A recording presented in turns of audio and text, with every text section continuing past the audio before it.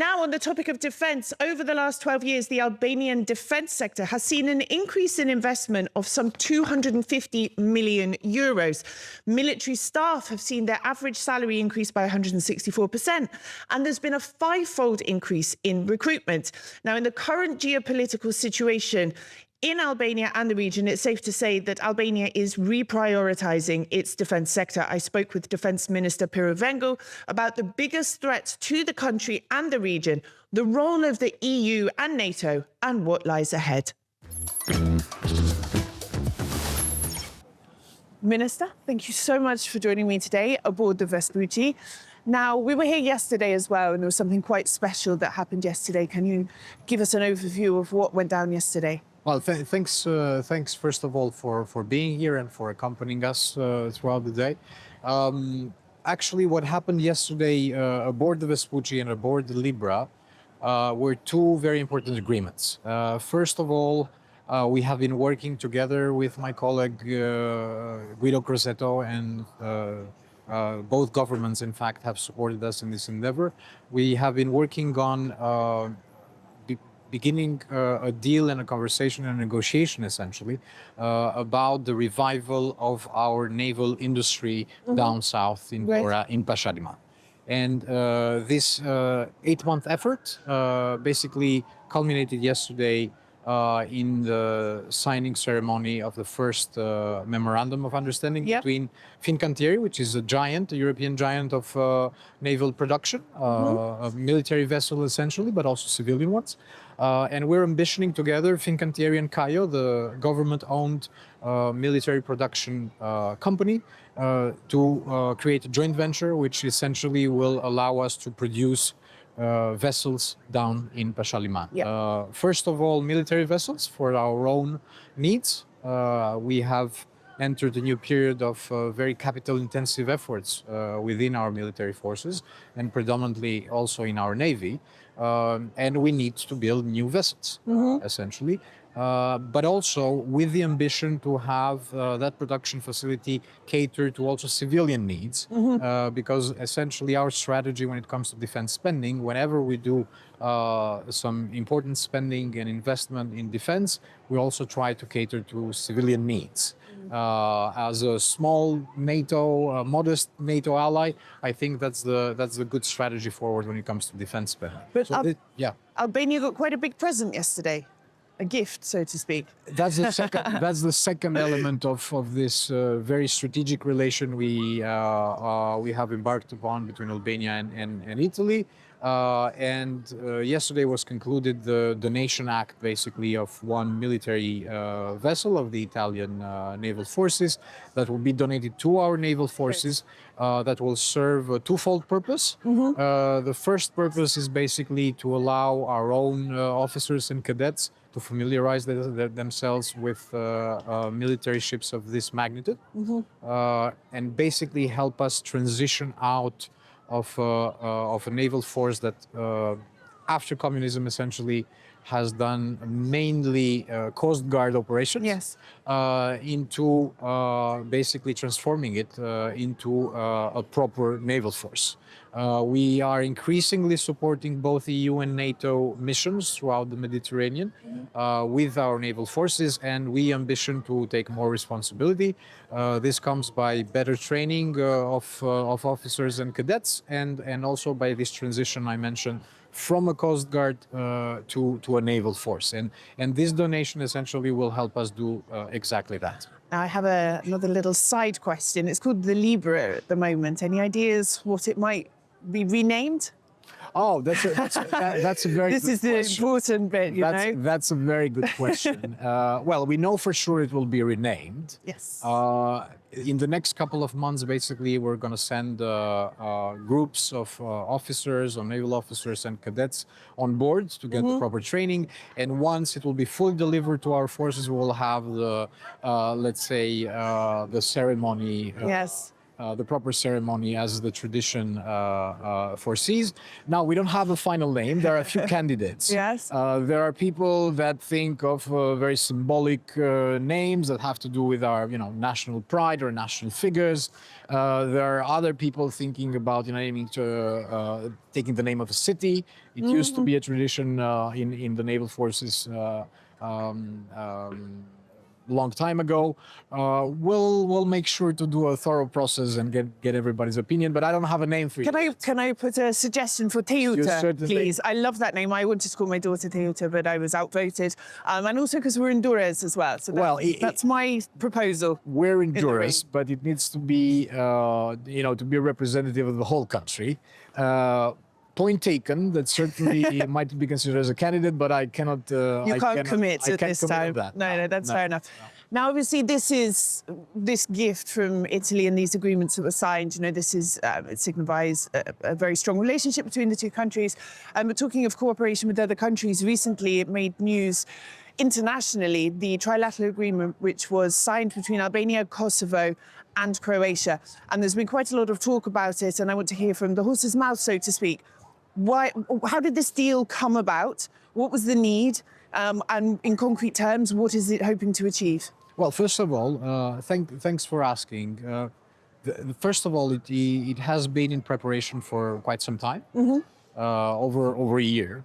And second, it comes as a very natural thing to do amongst allies that have a common view of both the challenges, both the threats that the region, Southeast Europe in general, more specifically the Western Balkans, are facing. Both in terms of hybrid threats, of third-party, non-European, non-NATO parties that have an interest or have an interest in destabilizing the region. And it came very naturally since both the three countries, basically, Albania, Croatia, and Kosovo, share the same view with regard to the threats. Second item that made it necessary to have that agreement, the three countries are ambitioning to revive their own military industries. Okay. As an overall Shared goal. all over Europe, throughout the transatlantic community.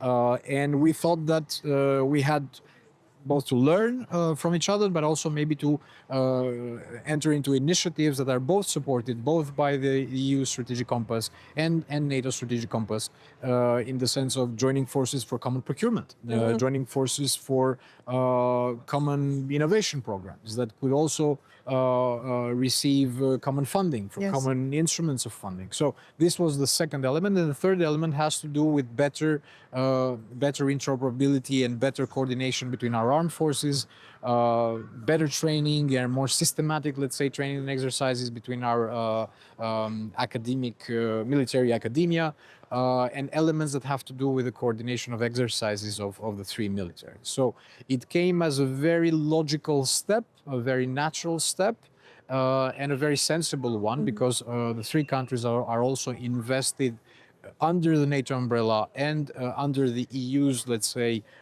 principles for the stability of the region into, investing in stability. And we thought that it was the best moment to provide that commitment and that statement together. There was quite a visceral response from Serbia when it was first announced. They didn't seem particularly pleased about it. And then in Croatia, the Prime Minister, I think it was the Prime Minister, he said, I don't need permission from Serbia to join initiatives. Were you expecting a response like that from Serbia? How did you sort of deal with it? We didn't do this agreement by thinking what would Serbia react or what would Serbia do. It doesn't work like that. I concur with what both my colleagues, the Kosovo colleague and the Croatian colleague, have said, that we don't need permission. No. Second of all, this type of agreements are encouraged both by the NATO treaty, the North Atlantic Treaty, that basically encourage member states to come together and build smaller initiatives within the NATO umbrella. Third, Kosovo, Croatia, and Albania share the same opinion that NATO and substantially KFOR, the Kosovo force, NATO's Kosovo force, is the best security guarantor for Kosovo and for the region as well. So basically, I struggle to understand Serbia's reaction because over the past 2 years, whenever we had the regional table on defense, whenever we chaired the regional initiative, they chose to have an empty chair policy. And they cannot ask us to be consulted if they don't participate They don't turn up. in this regional forum. So at the same time, what I'm reading, not only by what the concerns the Serbian government voiced, but also the fact that the Serbian president went to have a consultation with the NATO Secretary General. We read that as a positive sign, which basically they're acknowledging the importance of NATO and KFOR into the security of kind Kosovo. Of backfired in a way. And this is precisely what our government and the governments of Croatia and Kosovo are pushing for. So basically, an acknowledgement of NATO's importance in the region. Yes. Require more vigilance from NATO in the region, regardless of what the eastern preoccupations in Ukraine and Russia mean for the whole transatlantic community. We have been pushing consistently for not letting the Western Balkans out of sight, and I think that the reaction overall has not been that dramatic in that sense. And personally, I think that we have received signs now that Serbia is ready to engage with NATO more. So overall, I think it's a win-win. So we have Kosovo, it's not in the United Nations, it's not in the Council of Europe, it's EU membership, it's applied, but it's just sort of been ghosted, really. And obviously NATO, it's not going to be joining NATO anytime soon. Are these sort of agreements, like the one with Croatia and Albania, are these sort of plugging a gap in a way, sort of bringing it into a fold, offering it protections and opportunities that it's currently not able to get in these other institutions? Well, fair point. There's certainly an element into this agreement whereby both Albania and Croatia strongly commit for Kosovo's integration both in the transatlantic fora, namely NATO and EU, but also into the regional initiatives which are practically a step towards that accession.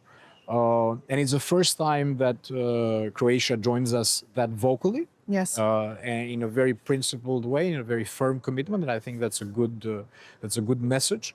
And we have been advocating for a very long time now that we think as Albania and as Albanians overall, because we have a dual cap in Albania, we think in terms of a NATO ally, as we are, but we are also the gravitational, let's say, pole when it comes to the interests of the Albanian throughout the region. And we think about Albanians in Kosovo, Albanians in North Macedonia, Albanians in southern Serbia, Albanians in Montenegro. And we have all these Albanians in mind whenever we endeavor to do a regional initiative. And our strong position has always been that both NATO and EU should acknowledge certain realities when it comes to Kosovo's statehood, including the reality of the Kosovo security forces, which we think are probably the best ally both KFOR and the EU have in Kosovo when it comes to securing stability, securing every element of a functioning state. So we have been advocating that around the NATO table consistently. Yes. And Croatia has very happily joined us into that effort of requesting to the rest of our allies and proposing to the rest of our allies to having a more pragmatic approach, regardless of the fact that some allies don't recognize Kosovo and don't recognize their armed forces. Now, talking about security in the region, I see Albania as quite a neutral country, quite diplomatic. It tends to bring countries together rather than push them apart in quite a volatile area. That's just my perception. And I'm wondering, what do you see as the biggest threats to Albania's security? Is it hybrid sort of warfare, hacking, this sort of thing, cyber? I don't see the threat of invasion being particularly high on the list. We don't seem to have as much Russian influence as some neighbouring countries either. I'm wondering, from your perspective, in 2025, what are the biggest threats you see? Well, you said that certainly Albania is safer from in comparison to other countries in the region, from the perspective of foreign influence, for the perspective of third-party threats. But even that's to some extent true, I wouldn't underestimate such type of threats, even for Albania. Yeah. So the hybrid warfare is something that we have been dealing with consistently.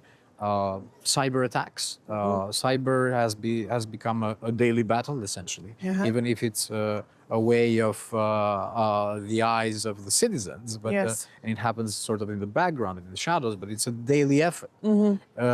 And second element, there are elements of disinformation campaigns that have consistently been pushed forward by third parties, be it Iran, be it Russia, as in the rest of the region. So we are not safe, totally safe from this type of endeavors and attempts. What I would identify as the principal threat, though, has rather to do with how Europe itself views its future in terms of security and defense. Since the main stakeholder in our alliance, namely the United States, has consistently been requesting for more efforts, more burden sharing, and threatening to withdraw certain things. I mean, this is something that is consistent with also the first Trump administration, which I personally believe has allowed NATO to wake up to a certain extent. But I guess there's opportunities that are presented there as well. Europe is short on ammunition. Countries can't scale up in time. They don't have the resources. There isn't the will. They can't decide. They want defence to be sovereign. They don't want to work as a group. There are lots of problems in defence at the EU level. Albania has some plans, some ambitions for this Made in Albania, for producing uniforms and military weapons and ammunition. We've had a military vehicle, Shota, made recently by a private company. Can we talk a bit about what Albania is planning to do or hoping to do to be a part of Europe becoming more self-sufficient? It's the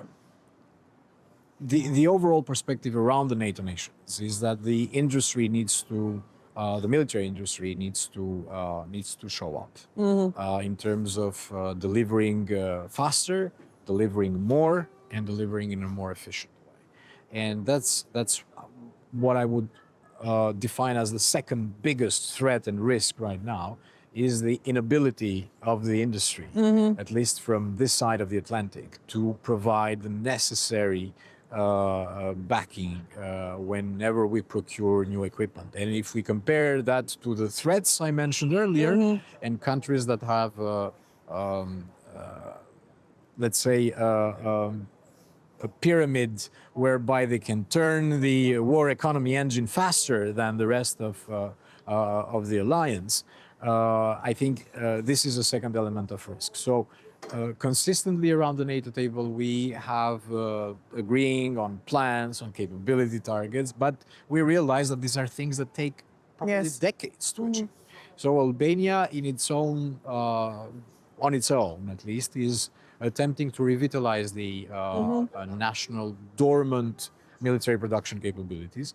We passed a new law last year, mid of last year, for military industry to incentivize it, to provide some fiscal tools, some incentives for military contractors, foreign investors, to revive old plans in the country. We have regrouped all these old plants into a holding company, a government-owned company, CAIO, which is the company that signed yesterday this deal with Fincantieri on precisely to build a joint venture, a jointly owned Italian-Albanian company for the production of military vessels. And we will keep doing this with other contractors. We have received approximately 21 expression of interest. We are negotiating with 5 of them for the production of ammunition, for the production of uniforms, for the production of vehicles, for the production also of military drones. So these are our, let's say, low-hanging fruits that await in the future. Are you allowed to give us any information on the countries that some of these expressions of interest have come from? The big majority come from NATO countries. Okay. We also have some Middle Eastern interest and also local companies. You mentioned Shota. As a matter of fact, we are in discussions with their company to also have a joint initiatives on the production of vehicles, basically, that could have also dual use, not only military ones, but also civilian ones. And this is precisely what we are trying to achieve through this increased defense spending.